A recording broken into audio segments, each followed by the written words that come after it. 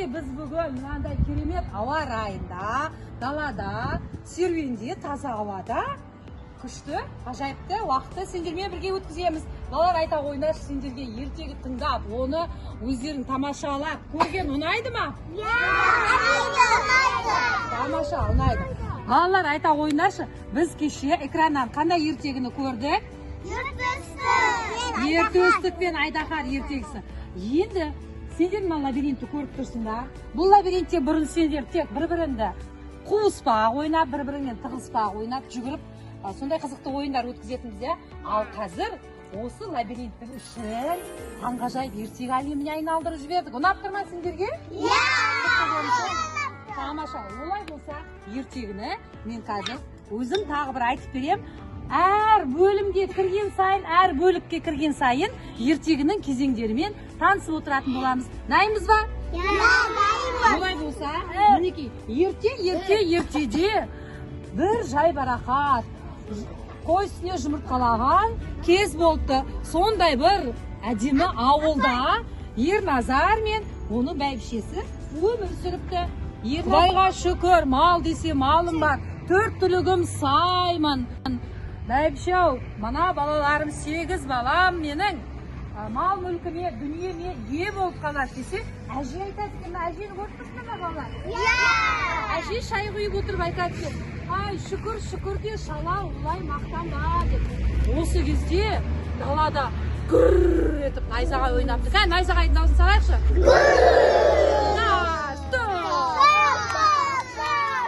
Назар байдың 4 түлік малы қырылып, қатты суыққа тоңып, өздері әбден әлсіреп қалыпты.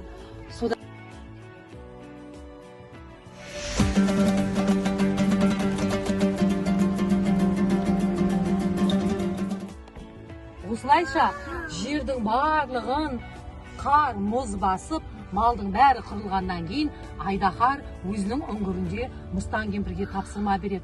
Ол самұрық құс келгенше жердің бетінің барлығын өзі басып алғысы келеді. Самұрық құстан қатты қорқады. Айдахарды көрдіңдер ме? Аузынан от шашып тұр, балалар, қараңдар.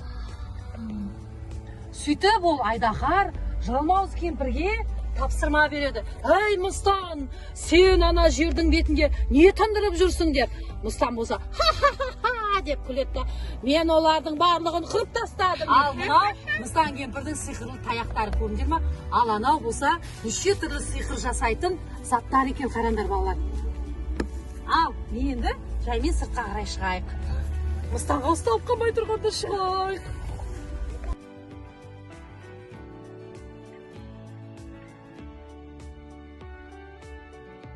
Кеймен ертөстік ертегінің соңында бақытты өмір сүріпті. Ағалары барлығы келіп, ата-анасын қуантыпты.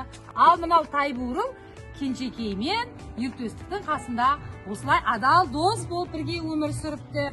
Балалар, сендерге ертегі ұнады ма? Енді осы ертегіні өзіміз сомдайтын боламыз. Жарай ма? Ал балалар, бәрін бері қараңдар. Ертегі әңгіме саяхатты жүргізейік, кәрі қалмаңдар.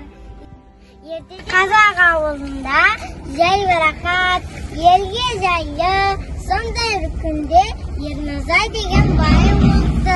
Ол бәйбішесімен шай ішіп отырып, былай дейді. Менен асқан бай бар ма екен? 4 түлігім сай. Әкесі шүкір де көсіп кетпесін, олай мақтанбады. Мақтансам не болыпты? Бай екенің өтірік па? Сұмды ғой. Деді ғой. Күнім қарауғаны не? Әке, қарауғаны. Фух, бит қаратар емес. Балда бедер ойға айдап банда. Қарайды.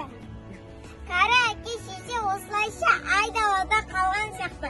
Кезеулер төңкеліп, қалғанға қырылып, қара түріне орнайды. Мұстан, қайда жүрдің? Мұстан, қайда жүрдің? Жеті бізбіне не бар жады? Не құрашыңызды маған беріз, жерді Сендердің бәрін жеме шексенетін деп айта алмайым. Бірақ малыңқырдың төрт түлігін ысқырған аязды қатып қара түнекке айналдырдым. Енді адамдар аштан қатады, тірі жан қалмайды. Байқа Кәрімстан. Байқа Кәрімстан. Сен оқыттың? Келдің, бақуы болды. Жарайды, түсіндім ханем.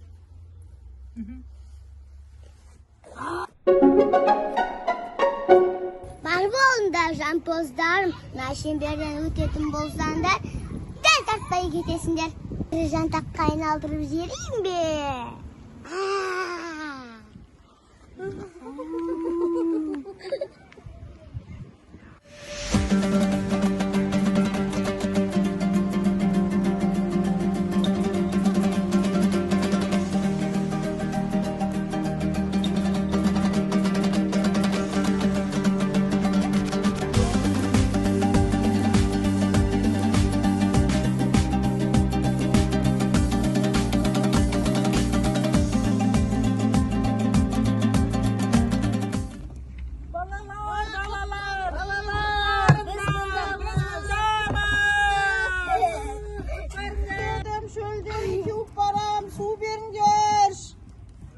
Ұстаған балалар, бізге көмек беріңдерші. Жоқ, жақындамаңдар. Мыстан кепір бізді сиқырлап тастаған. Мына жерде шеңбердіге келсеңдер, сендерге де қауіпті, біздерге де қауіпті. Жақындамаңдар. Мұстан сіздерді алдаған ғой, тек ол өсімдіктер мен төрт түлік малды сиқырлайды. Жердің бетінде адамдардың күші жетпейді ғой. Шеңберден оп-оңай өте аласыздар, сіздер де өтесіздер. Ой, бізді мыстан алдаған екен ғой. Керемет. Жас баланың әсем күлкісін естіп жатырмын. Өзім барып көріп келмесем, алтаяқ жерде бір-ақ аттап баратын желаяқ емеспін бе? Бізде бірге барсақ бола ма? Мына арқаннан бірге ұстаңдар. Сол кезде бәріміз бірге жететін боламыз. Қанекей.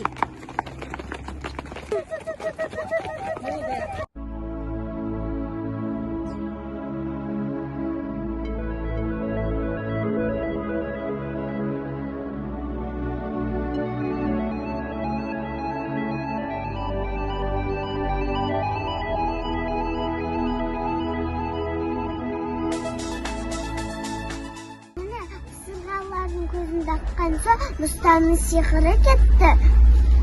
Біздің де көңіл күйіміз керемет. Көзіміз шырақтай ашылды.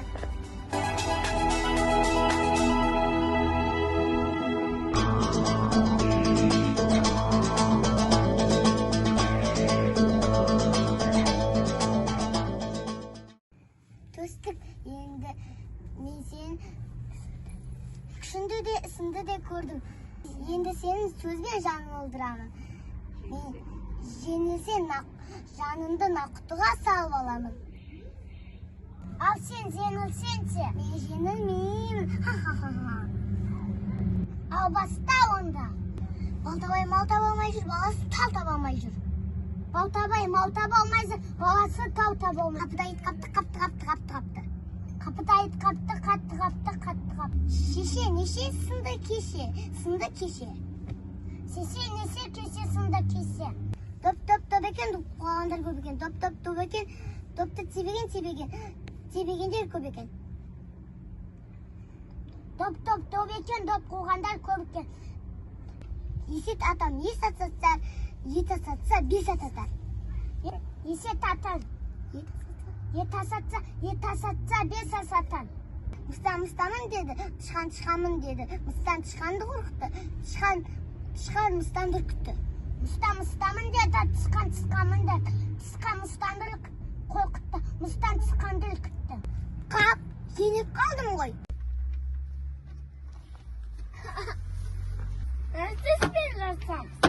Шөл, көл, бала, қала, қой, той, бас, тас, төстік, сөз, кестік, жылқы, түлкі, Айтақбас. Жайбасан. Шам. Там. Көз. Сөз. Ай, тағы не маңдай. Таңдай. Қап. Тап. Бақ тақсақ. Мен жинадым.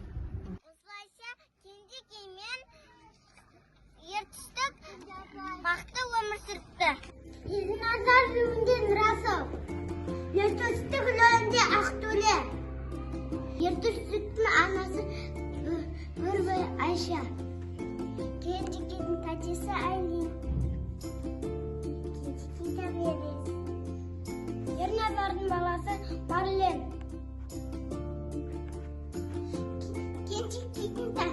Кенжекейдің тәтесі Раянна. Мыстаныр ойнаған Нұржан Нұрханым.